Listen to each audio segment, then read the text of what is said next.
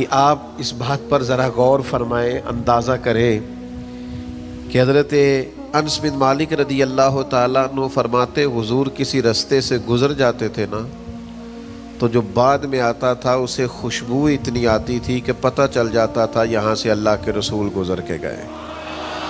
حضور علیہ الصلاۃ والسلام کو جو اللہ تبارک و تعالیٰ نے حسن عطا فرمایا اور جو کمالات عطا کیے، آپ غور فرمائیں گے کہ حضور کے پسینہ مبارک سے خوشبو آیا کرتی۔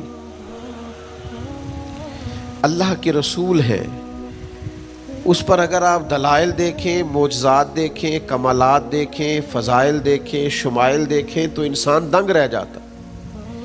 حضور کے مقدس پسینے سے خوشبو مہکا کرتی اور گلیاں اور بازار اس سے مہک اٹھتے۔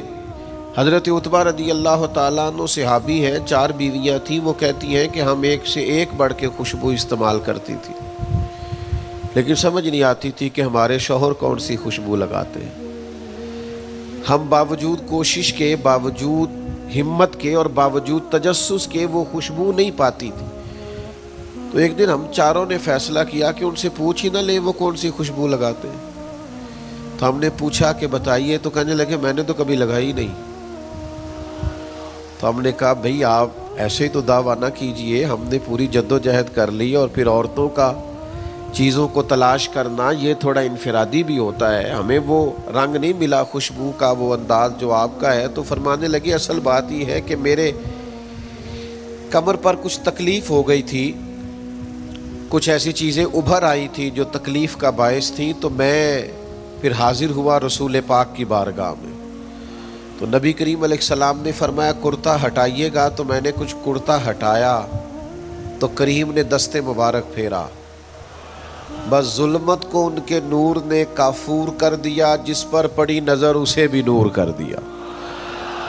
تو محمد صلی اللہ تعالی علیہ وسلم اللہ کے رسول ہیں، اس پر اتنے دلائل ہیں، یہ اتنا آفتاب سے روشن مسئلہ کہ یعنی آپ شمار کرتے جائیں، آپ گنتے جائیں، آپ سیرت کو پڑھتے جائیں، آپ فضائل کو پڑھتے جائیں، کمالات کو پڑھتے جائیں، تو مرحوم اعظم چشتی کا ایک جملہ اتنا فٹ آتا ہے کہ یہ سارا مضمون اس میں سمٹ جاتا ہے۔ وہ کہتے ہیں تیری حیات پاک کا ہر لمحہ پیغمبر لگے، یعنی لمحہ لمحہ بتاتا ہے کہ آپ اللہ کے سچے رسول ہیں۔ ایک ایک گزرنے والی گھڑی بتاتی ہے کہ آپ اللہ کے سچے رسول ہیں۔ حضور کا مسکرانا بھی بتاتا ہے کہ سچے رسول ہیں۔ نبی پاک علیہ السلام کا دیکھنا بھی بتاتا ہے کہ حضور اللہ کے سچے رسول ہیں۔ حضور تو کسی پر جلال بھی کر دینا تو بھی پتہ چلتا ہے اللہ کے سچے رسول ہیں۔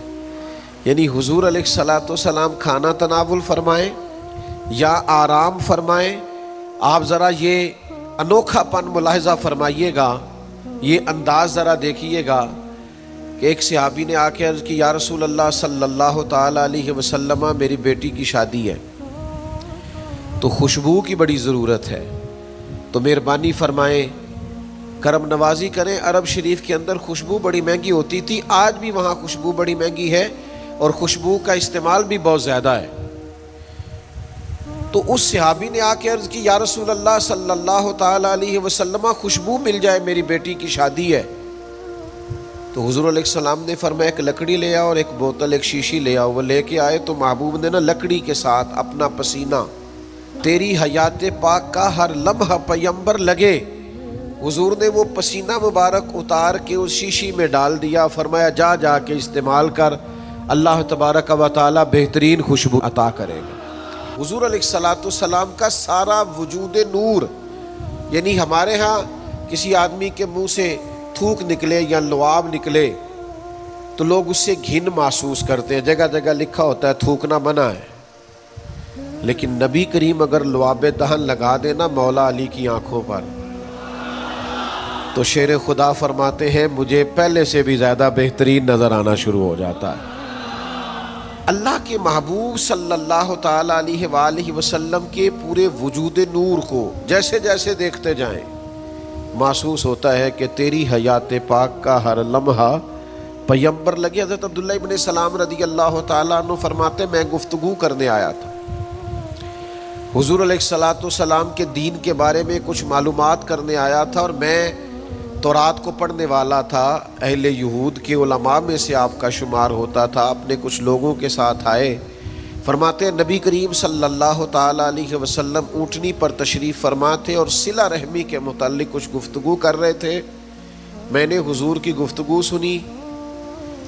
محبوب کا لباس مبارک مہنگا نہیں ہوتا تھا, پر نہایت ہی اجلا ہوتا تھا, نہایت سادہ ہوتا تھا, نہایت باکمال ہوتا تھا. فرماتے میں نے اونٹ پر بیٹھے ہوئے محبوب کے لباس کا, بات کرنے کا, نفاست کا, ہاتھ اٹھانے کا وہ انداز دیکھا, اور جھکی جھکی نظریں اور معصوم لہجہ اور گفتگو میں سلاست اور روانی اور ٹھہرے ٹھہرے جملے اور لفظوں کا وہ ایک خوبصورت ریدھم. فرماتے ہیں وہ سارے انداز میں نے دیکھے تو میں جو بات کرنے آیا تھا مجھے بھول ہی گئی. لباں تے موہراں لگیاں, بولن دی جاچ ہی بھول گئی. ایتھے زباناں تائیں کھولن دی جاچ بھول گئی. فرماتے میں کوئی بات ہی نہ کر سکا. جیسے ہی محبوب کے قریب گیا میں نے فوراً عرض کیا مجھے کلمہ پڑھا دے, میں مسلمان ہونا چاہتا ہوں. یہ آج جو لوگوں کی طبیعتیں الجھ سی گئی ہیں نا, آج یہ جو بے شمار باتیں, بے شمار گفتگو, سوشل میڈیا کا بے دریغ اور بے ہنگم استعمال, اور ذہن کو ہر وقت تھکائے رکھنا, اور طبیعت کو ہر وقت اوور تھنکنگ کرتے کرتے اپنے آپ کو پریشان کر دینا, یہ جو ساری بے چینی ہے, یہ جو سارا اضطراب ہے, یہ جو ساری ہماری طبیعتیں الجھ سی گئی ہیں. ہر آدمی کو دوسرا دشمن نظر آتا ہے, اور ہر ایک کو دوسرا اپنا مخالف دکھائی دیتا ہے, اور معاشرے کے اندر بسنے والا ہر آدمی لالچی دکھائی دیتا ہے. محسوس ہوتا ہے سارے شہرت کے لیے لگے ہوئے ہیں, سارے اقتدار کی جنگ لڑ رہے ہیں. یہ جو ہماری ساری بدگمانیاں ہیں اس کی بنیادی وجہ یہ ہے کہ ہم ادھر ادھر تو کھول کے دیکھتے ہیں, اپنے محبوب کی بارگاہ کی طرف نہیں دیکھتے. ہم جب حضور علیہ السلام کی پرکیف شخصیت کو دیکھیں گے, فضائل دیکھیں گے, کمالات دیکھیں گے, معجزات دیکھیں گے, نعت پاک کی طرف توجہ کریں گے, اخلاق عالیہ کو دیکھیں گے, حسن کردار کو دیکھیں گے. دنیا میں وہ لوگ بڑے عظیم ہوتے ہیں جو نبی پاک علیہ الصلاۃ والسلام کی محبت میں پوری طرح محو ہو جاتے ہیں. آپ یقین کریں جو دروازہ رسول تک پہنچ جاتے ہیں ان کا سفر ہی ختم ہو جاتا ہے. جو حضور کی بارگاہ تک پہنچ جاتے ہیں ان کے ذہن کی مشقت پھر ختم ہو جاتی, انہیں منزل نصیب ہو جاتی. وہ لوگ اس طرح کے ہو جاتے ہیں کہ اب زندگی میں ایک ٹھہراؤ آ گیا, اب سکون نصیب ہو گیا, اب اطمینان قلبی مل گیا, اب مقصود ہاتھ آ گیا ہے, منزل مل گئی ہے. نوجوانوں بہت زیادہ نہ الجھا کرو یار, بہت زیادہ پریشان نہ ہوا کرو. جب دل بڑا گھبرا جائے نا تو اپنے نبی پاک کی سیرت کو پڑھا کرو, حضور کے احوال شریفہ کا مطالعہ کیا کرو, ان کے حسن کی بات دیکھا کرو, جمال کی بات دیکھا کرو, کمال کی بات دیکھا کرو, محبوب کے بانٹنے کا انداز دیکھا کرو, نوازنے کا انداز دیکھا کرو, نبی پاک کا دشمنوں کو معاف کرنے کا رنگ دیکھا کرو, حضور کا عطا کر دینے کا انداز دیکھا کرو. معاشرے میں, سوسائٹی میں ہر طرف بے راہ روی ہے, سارے دشمن ہیں, لیکن محبوب تبلیغ بھی اطمینان سے کرتے ہیں, ان کو دعوت توحید بھی مطمئن ہو کے دیتے ہیں, اور جب ان کے لیے دعا کرتے ہیں تو پھر بھی پوری دل جمی کے ساتھ دعا کرتے ہیں. یہ خاص ٹھہراؤ آپ کو حضور کی بارگاہ تک جانے میں ملے گا. ہم نا رسمی سی محفل کرتے ہیں, رسمی سا میلاد, رسمی سا معراج, رسمی سی سیرت, رسمی سی باتیں. وہ جو خاص ایک کیفیت ہوتی ہے نا امتی کی پوری طرح محبوب کے قدموں سے جڑ جانا, یہ والہانہ پن کبھی ملے نا, والہانہ پن یعنی حضرت طلحہ بن برار رضی اللہ تعالیٰ عنہ کی نبی کریم سے ملاقات ہوئی, حضور سے ملے اچانک, اور دوڑ کے جا کے نا تو نبی پاک کے قدموں سے لپٹ گئے. اور پھر لپٹے ہیں اور والہانہ انداز ہے اور وارفتگی دکھا رہے ہیں اور عشق کا مظاہرہ کر رہے ہیں، اور پھر اسی درد اور تڑپ میں عرض کرنے لگے حضور مجھے کوئی حکم کرے میں فوراً تعمیل ارشاد کروں گا، کچھ فرما دے۔ یہ والہانہ پن، یعنی کبھی آپ بڑے بے چین ہو تو کہیں یار کھولو سیرت کی کتاب، اپنے نبی کا کوئی ذکر پڑھتے ہیں، کھولو فلاں آدمی کو سنے جو حضور کے عشق کی بات کرتا ہے، آؤ کوئی نعت پاک کا نغمہ چھیڑ دے جو ہمارے دلوں کو ٹھنڈا کرے، آؤ کوئی قرب پائے حضور کے دروازہ نور کی طرف سفر کرے۔ ہم کہاں الجھے ہوئے ہیں، کہاں سکون تلاش کر رہے ہیں، کہاں ہم نے اپنے آپ کو الجھا دیا ہے، کن بے معنی اور بے مقصد باتوں میں ابحاث اور بحثیں کر کر کے اپنے آپ کو پریشان کیے ہوئے ہیں۔ آئیے دیکھیے رسول اللہ صلی اللہ تعالی علیہ وسلم کی زندگی کا لمحہ لمحہ آپ کے کلیجے کو ٹھنڈا کرے گا، آنکھوں کو سکون دے گا، باطن کو پاکیزہ کرے گا، سوچوں کو نکھار دے گا۔ کہہ لینے دو مجھے یہ جملہ، حضور سے پیار کرو، جینے کا بھی مزہ آئے گا، مرنے کا بھی مزہ آئے گا، لطف نصیب ہو جائے گا، سرور نصیب ہو جائے گا، ایک کیف سا میسر آ جائے گا۔ حضور کی بارگاہ عالی مرتبت تک جڑو، نبی پاک علیہ الصلوۃ والسلام کے اخلاق عالیہ کو اپناؤ، کردار کو سمجھو، حسن تکلم کو سمجھو، نبی پاک علیہ السلام کی باتوں پر غور کرو۔ یقین کرو کبھی کبھی پڑھتے پڑھتے وجد ہو جاتا ہے، کبھی کبھی ان باتوں کو صرف مطالعہ کی نظر سے دیکھیں، سیکھنے کی نظر سے دیکھیں تو ایسے لگتا ہے کہ جیسے روح پرواز کرنے لگی۔ یہ اس طرح کے بھی کمالات ہوتے ہیں، یہ بھی رنگ ہوتا ہے، یہ بھی انداز ہوتا ہے، یہ بھی طور طریقے ہوتے ہیں۔ اور پھر حضور امی ہے، نبی کریم نے دنیا میں کسی استاد سے پڑھا نہیں، حضور سید عالم صلی اللہ تعالی علیہ وآلہ وسلم کسی مکتب میں نہیں گئے، حضور نے کسی مدرسے سے تعلیم نہیں پائی، لیکن جب حضور بات کرتے نا، جب محبوب حکمت کے موتی رولتے نا، جب نبی پاک علیہ الصلوۃ والسلام کوئی کلام کرتے نا، آپ یقین کریں ایسا انوکھا پن، ایسا نرالا فیصلہ، ایسی حکمت اور دانائی سے بھری ہوئی بات، یعنی جو فلسفیوں سے کھل نہ سکی اور نکتہ وروں سے حل نہ ہوئی، وہ بات ایک طیبہ والے نے بتلا دی چند اشاروں سے۔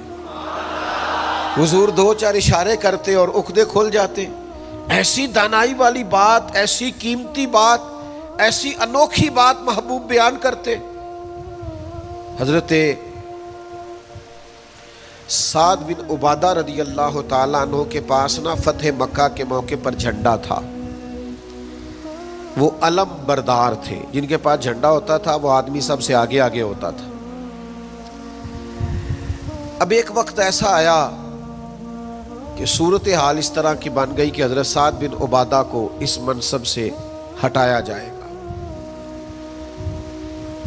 بڑا مشکل فیصلہ ہے، انہوں نے کوئی ایسی معاذ اللہ غلطی بھی نہیں کی، لیکن حالات ایسے آ گئے ہیں کہ جناب سعد ابن عبادہ کو ہٹانا پڑے گا، ان سے جھنڈا لیا جائے گا۔ صحابہ بڑے پریشان ہیں کہ حساس آدمی ہے، ان کی خدمات بہت زیادہ ہیں، کس طرح ان کو ہٹائیں گے، کیا کریں؟ نبی کریم کی بارگاہ میں عرض گزار ہے، یا رسول اللہ کیسے ہٹائیں حضرت سعد ابن عبادہ کو؟ اور کیفیات اور حالات بھی ایسے ہیں کہ ہٹانا بھی پڑے گا۔ آج کل نا بہت سارے لوگ کام تو کرتے ہیں پر دانا نہیں ہوتے، جذباتی فیصلے، جذباتی باتیں، ایموشنل گفتگو، وقتی طور پر چیزوں کو بہتر کرنا، اور بس وقتی طور پر آج گزارا ہو کل دیکھی جائے گی، لیکن چیز کی گہرائی تک، اس کی اصل تک نہیں اترتے، اس کے سارے لوازمات کو نہیں دیکھتے، قبل از وقت منصوبہ بندی نہیں کرتے۔ ہمارا مزاج نہیں ہوتا، ہم ٹھہراؤ اپنی زندگی میں نہیں لاتے۔ نبی پاک چونکہ اللہ کے رسول ہیں، ہر لمحہ حضور کا پیغمبر لگتا ہے۔ اب حضرت سعد ابن عبادہ کو ہٹانا ہے اور ان کی جگہ کسی اور کو مقرر کرنا ہے، اور بندہ بھی بڑا حساس ہے اور بات بھی کوئی ایسی نہیں، تو کیا کرے؟ پتہ ہے نبی کریم علیہ السلام نے کیا کیا؟ حضور فرمانے لگے کوئی پریشانی نہیں، ہٹا دیتے سعد ابن عبادہ کو۔ حضور نے بلایا، فرمایا سعد میرا ارادہ بنا ہے کہ جھنڈا آپ سے لے لیا جائے۔ حضرت سعد ابن عبادہ نے ابھی گردن جھکائی تھی تو حضور فرمانے لگے میرا ارادہ ہے آپ سے لے کے آپ کے بیٹے کو دے دیا جائے۔ جو فلسفیوں سے کھل نہ سکا، جو نکتہ وروں سے حل نہ ہوا، وہ راز ایک طیبہ والوں نے بتلا دیا چند اشاروں میں، اور تیرے آگے ہیں یوں دبے لچے فصحاء عرب کے بڑے بڑے، کوئی جانے منہ میں زبان نہیں بلکہ جسم میں جان نہیں۔ ایسا کمال فیصلہ، ایسا انوکھا فیصلہ۔ اچھا جس فیصلے سے وہ پریشان ہو سکتے تھے نا کہ مجھے ہٹایا جا رہا ہے، جب انہیں پتہ چلا نا کہ میری جگہ پہ میرا بیٹا آ رہا ہے، وہ اتنا خوش اپنے جھنڈا اٹھانے پہ نہیں تھے جتنا اپنے بیٹے کے جھنڈا اٹھانے پہ راضی ہو گئے۔ ان کی طبیعت مچل گئی۔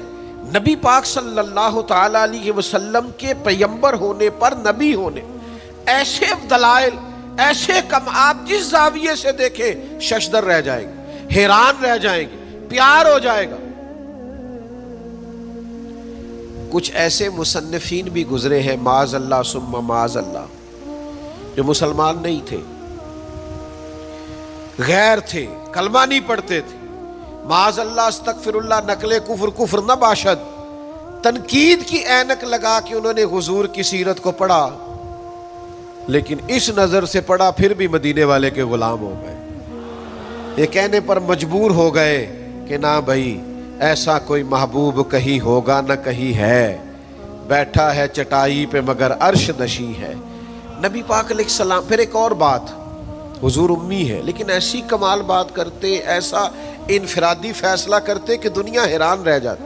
پھر جو عظمت کردار ہے نا، بلندی کردار، مجھ سے ناراض نہ ہوئیے گا، بہت سارے لوگ ہیں جو باتیں بڑی زبردست کرتے ہیں، گفتگو میں کوئی ان سے جیت نہیں سکتا، ان کا لب و لہجہ ایسا ہوتا ہے کہ شاید کسی بڑے سے بڑے عالم فاضل کو بھی بولنے نہ دے، لیکن عمل کی باری آتی ہے تو کمزور ہوتے ہیں۔ باتیں بیسیوں آتی ہیں، درجنوں آتی ہیں، نماز کا ٹائم ہوتا ہے تو بہانے بازی کرتے ہیں، وہ میرے کپڑے نہیں ٹھیک، بس دعا کریں انشاءاللہ شروع کر دوں گا، کہانیاں سناتے ہیں۔ کیوں اتنے بھولے بنتے ہیں؟ ہمیں سمجھ آتی ہے کہ آپ گفتار کے غازی ہیں، آپ باتوں میں صرف ساری چیزیں سیدھی رکھتے ہیں، آپ اس جگہ پہنچ ہی نہیں پا رہے۔ عمل، کردار، یہ بھی ایک مبلغ ہوتا ہے، آپ کا کردار بھی تبلیغ کرتا ہے، آپ کا لب و لہجہ بھی۔ حضرت امام جعفر صادق رضی اللہ تعالیٰ عنہ سے ایک شخص نے کہا تھا میں دین کی تبلیغ کرنا چاہتا ہوں، مجھے بتایا کیا کروں؟ تو امام جعفر صادق رضی اللہ تعالیٰ عنہ فرمانے لگے دین کی تبلیغ کرنی ہے تو بڑا آسان نسخہ ہے، دین پہ عمل کرنا شروع کر دے، تبلیغ ہونی شروع ہو جائے گی۔ لیکن ہم نا عمل کی دنیا میں بڑے کمزور ہوتے ہیں، قربان جائیں۔ حضور علیہ الصلوۃ والسلام نے جس معاشرے میں آنکھ کھولی تھی وہ جہلاء کا معاشرہ تھا، ظلم تھا، ستم تھا، بربریت تھی۔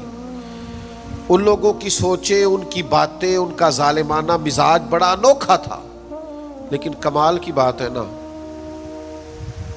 چاروں جانب لوگوں کا مزاج ظالمانہ تھا، لیکن محبوب کو اللہ نے رحمت بنا کے بھیجا۔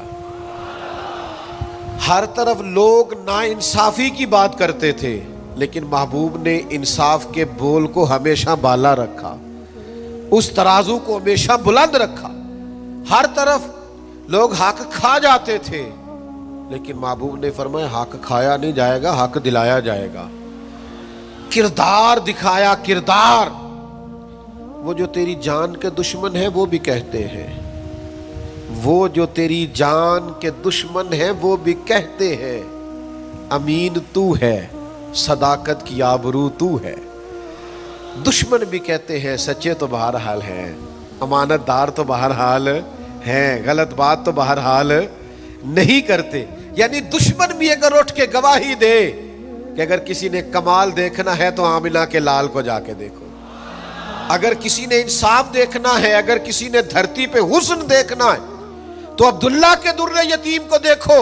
وہ بھائی آپ سمجھے نا، عظمت کردار کے وہ موتی جو حضور نے عطا کی۔ دیکھیے باہر والوں نے جب دلیلیں مانگی تو حضور نے معجزات دکھائے، اور جب اپنوں نے دلیلیں مانگی، مکے والوں نے، قریش والوں نے، اپنے قبیلے والوں نے دلیل مانگی، آپ نبی ہیں تو دلیل کیا ہے؟ تو اللہ کا قرآن کہتا ہے کہ محبوب نے کہا فقد لبثت فیکم عمرا من قبلہ افلا تعقلون، اور میں نے تمہارے بیچ عمر گزاری ہے ساری، تمہیں عقل نہیں؟ میں کوئی باہر سے نہیں آیا، میں نے 40 سال تمہارے اندر گزارے ہیں، میرے جیسا کوئی سچا ہے تو دکھاؤ، کوئی دیانتدار ہے تو دکھاؤ، کوئی پاکیزہ مزاج ہے تو دکھاؤ، کوئی اس طرح کا ستھرا ہے تو دکھاؤ، کوئی اس طرح کا مزکی ہے تو دکھاؤ، تمہارے بیچ میں نے وقت گزارا ہے۔ باقیوں کو نبی پاک نے معجزات بطور دلیل دیے، اور جب اپنوں نے دلیل مانگی تو حضور نے فرمایا میری سیرت دیکھ لو، میرا کردار دیکھ لو، میرے شب و روز دیکھو، فقط لبثت فیکم عمرا من قبل، میں نے اس سے پہلے عمر کا حصہ تمہارے بیچ گزارا ہے، افلا تعقلون، تمہیں عقل نہیں؟ دوستو تھوڑا سا نا کردار پر بھی توجہ کرنی پڑے گی، اپنے آپ کو تھوڑا سا تبدیل کرنا پڑے گا۔ میں آپ کی خدمت میں عرض کروں، دولت سے لوگوں کو جیتا نہیں جا سکتا، دولت تو لوگوں کو لالچی بنا دیتی۔ آپ کسی کو پیسے دیں، 10,000 دیں، اگلی دفعہ وہ 25 مانگے گا، تو آپ 50 دیں، اگلی دفعہ 1,00,000 مانگے گا، اس کی بھوک تو بڑھتی ہے۔ آپ عہدے کے زور پر بھی لوگوں کے محبوب نہیں بن سکتے، اس لیے کہ پھر وہ شخصیتوں سے پیار نہیں کرتے، کرسیوں سے پیار کرتے۔ آپ کرسی پہ ہیں تو آپ اچھے لگتے ہیں، جب دوسرا آئے گا تو اس کو سلوٹ کر لیں گے۔ نبی پاک علیہ الصلوۃ والسلام نے فرمایا اگر تم کسی شخص کو قائل کر سکتے ہو اور اس سے محبت بڑھا سکتے ہو تو ایک ہی صورت ہے، اور وہ تمہارا حسن اخلاق ہے۔ اللہ کے محبوب صلی اللہ تعالی علیہ وسلم نے خلق کے ساتھ، کردار کے ساتھ، نبی پاک علیہ السلام نے محبت کے ساتھ، زید بن دسنہ بہت بڑے یہودیوں کے عالم تھے، ایک دن حضرت بلال حبشی رضی اللہ تعالیٰ عنہ سے کہنے لگے سنا ہے نبی پاک علیہ السلام کی بارگاہ میں جب بہت سارے مہمان آتے ہیں تو آپ کو کچھ قرض بھی لینا پڑتا ہے۔ جناب بلال کہنے لگے لینا پڑتا ہے، کہنے لگے مجھ سے لے لیں، میرے پاس اضافی پیسے پڑے ہیں، آپ نے دے ہی دینے۔ حضرت بلال نے لے لیے، ایک ٹائم مقرر ہو گیا، فلاں دن پیسے واپس کرنے، ابھی وعدے میں 3 دن رہتے تھے۔ نبی پاک علیہ الصلوۃ والسلام مدینہ طیبہ کے چوک میں کھڑے ہیں، ساتھ حضرت عمر فاروق رضی اللہ تعالیٰ عنہ، یہ وہاں پہنچ گئے یہودیوں کے عالم، آ کے کہنے لگے وہ میری رقم واپس کریں۔ تو حضور نے فرمایا ابھی تو وعدے میں 3 دن رہتے ہیں، تو اسے بڑے سخت جملے کہے۔ آپ کی توجہ ہے میری بات پر؟ سمجھ آ رہی ہے میری باتوں کی؟ چڑھانے والے اتنے خطرناک نہیں ہوتے جتنے چڑھ جانے والے خطرناک ہوتے ہیں۔ اتنی جلدی کسی کی باتوں سے چڑھا نہ کرے، یعنی ہر ایک کوئی دشمن بنا لیتے ہو، جس کا سٹیٹس ہی نہیں آپ کے ساتھ کھڑے ہونے کا اسے بھی دشمن بنا، اور دعا کرو کہ دشمن بھی خاندانی ہو۔ ہر ایک کوئی دشمن مان لیتے ہو، اسے بھی میرا اختلاف ہے، یہ بھی مجھ سے حسد کرتا ہو، چھوڑیں یار، آپ کا کوئی سٹیٹس ہی نہیں ہے، سب کے ساتھ آپ کا مقابلہ شروع ہو جاتا ہے، کہیں رکے تو صحیح، کہیں وہ جو 3 بندے وہاں کھڑے ہیں، وہ جو 4 وہاں کھڑے ہیں، وہ جو 5 وہاں کھڑے ہیں، وہ میرے خلاف باتیں کر رہے ہیں، وہ یار آپ بلا وجہ پریشان ہیں، وہ کوئی اور گل پہ کر دینے تو ہڑی نہیں کر دے، وہ کوئی بلا وجہ دشمن بنا لینا، چڑ جانا، ذرا سی بات پہ ڈسٹرب ہو جانا، بہت زیادہ پریشر اپنے ذہن پہ ڈالنا، اس سے بندہ کمزور پڑ جاتا ہے۔